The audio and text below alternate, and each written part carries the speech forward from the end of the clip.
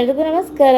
Welcome back to my vlog. After long time ಏನಿಲ್ಲ, ಒಂದು weak ಆಯ್ತು ಅಷ್ಟೇ. ಇದೊಂದು ಸಿಂಪಲ್ ಆಗಿರುವಂಥ ಈಸಿಯಾಗಿ ಮಾಡುವಂತಹ ಟೊಮೆಟೊ ಬಾತ್ ರೆಸಿಪಿ. ನಾನು ಏನೇನು ಹಾಕ್ತೀನಿ ಅಂತ ನೋಡ್ಕೊಳ್ಳಿ. ದಿನ ಬೆಳಗ್ಗೆ ಇದ್ದರೆ ಏನಪ್ಪ ತಿಂಡಿ ಮಾಡೋದು ಅಂತ ಟೆನ್ಷನ್ ಮಾಡ್ಕೊಳ್ಳೋಂಥ ನನ್ನಂಥ ತಾಯಿದಿರಿಗೆ ಇದೊಂದು ಈಸಿ ಆಗೋಂತಹ ತಿಂಡಿ ಆಗಿರುತ್ತೆ. ತುಂಬ ಈಸಿಯಾಗಿದೆ, ಟೇಸ್ಟಿಯಾಗೂ ಇರುತ್ತೆ, ನೋಡ್ಕೊಳ್ಳಿ. ಅದಲ್ದೇ ನಾನು ಯಾಕೆ ವಿಡಿಯೋ ಮಾಡೋಕ್ಕಾಗಲಿಲ್ಲ ಅಂತ ಅಂದರೆ, ಒಂದು ವೀಕಿಂದ ನನಗೆ ಹೆವಿ ಮೂಡ್ ಸ್ವಿಂಗ್ಸ್ ಇತ್ತು. ಕಾರಣ ಇಷ್ಟೇ, ನನ್ನ ಮೆನ್ಶಸ್ ಡೇಟ್ ಇದ್ದಿದ್ದರಿಂದ. ಸೊ ನನ್ನ ಮೆನ್ಶಸ್ ಡೇಟಲ್ಲಿ ನಂಗೆ ತುಂಬ ಇರಿಟೇಷನ್, ಆ್ಯನ್ಸೈಟೀಸ್ ಎಲ್ಲ ಆಗತ್ತೆ. ಅದರಲ್ಲೂ ಬೇರೆ ಮಗು ಇದೆ ಅಲ್ವಾ, ಇನ್ನೂ ಜಾಸ್ತಿ ಇರಿಟೇಷನ್ ಆಗ್ತಿರತ್ತೆ.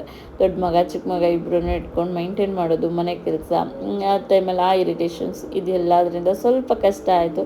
ಇದೊಂದು ವೀಕ್ ಕೂಡ ನಾನು ನಿಮಗೆ ವೀಡಿಯೋ ಮಾಡೋದಕ್ಕಾಗಲಿಲ್ಲ. ವೀಡಿಯೋ ಮಾಡ್ಕೊಂಡಿದ್ದೀನಿ ಕೆಲವೊಂದು ತಿಂಡಿದು ಮಾಡಿದಾಗ, ಬಟ್ ಎಡಿಟ್ ಮಾಡೋದಕ್ಕೆ ಮೂಡ್ ಇರಲಿಲ್ಲ. ಅದಲ್ಲದೆ ಟೈಮ್ ಕೂಡ ಇರಲಿಲ್ಲ. ಕಾರಣ ಇಷ್ಟೇ, ನನಗೆ ತುಂಬ ಕಾಲು ನೋವು ಅಂತ ಹೇಳಿ ನನ್ನ ಹೋಗಿ ಆತೊಡೆಯನ್ನು ಮೀಟ್ ಮಾಡಿದಾಗ ಅವ್ರು ಹೇಳಿದ್ರು, ನೀವು ಓವರ್ ವೆಯ್ಟ್ ಆಗಿದ್ದೀರಾ, ಸೊ ನಿಮ್ಗೆ ಹಂಗಾಗಿ ಕಾಲು ಮಂಡಿ ನೋವು ಶುರುವಾಗ್ತಿದೆ, ಸ್ವಲ್ಪ ವರ್ಕೌಟ್ ಮಾಡಿ ಮತ್ತು ಕ್ಯಾಲ್ಶಿಯಮ್ ಐರನ್ ಟ್ಯಾಬ್ಲೆಟ್ಸ್ನ ತೊಗೊಳಕ್ಕೆ ಶುರು ಮಾಡಿ. ಯಾಕೆ ಸ್ಟಾಪ್ ಮಾಡಿದ್ರಿ, ಮಗು ಫೀಡ್ ಮಾಡಿ ನಿಲ್ಲಿಸೋವರೆಗೂ, ಫೀಡಿಂಗ್ ಸ್ಟಾಪ್ ಮಾಡೋವರೆಗೂ ತೊಗೋಬೇಕು ಅಂತ ಹೇಳಿದ್ರು.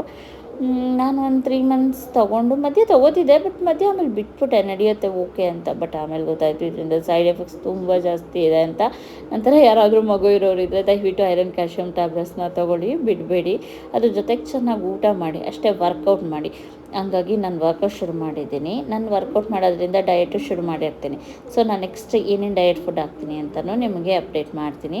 ಸೊ ಈ ಥರ ವೀಡಿಯೋಸ್ಗಳು ತಿಂಡಿ ರೆಸಿಪಿಗಳು ಬೇಕು ಅಂತ ಅಂದರೆ ನೀವು ನನ್ನ ಪೇಜ್ನ ಫಾಲೋ ಮಾಡಬೇಕು, ನಂಗೆ ಸಪೋರ್ಟ್ ಮಾಡಬೇಕು. ಮಾಡ್ತೀರಾ ಅಲ್ವಾ? Thank you so much.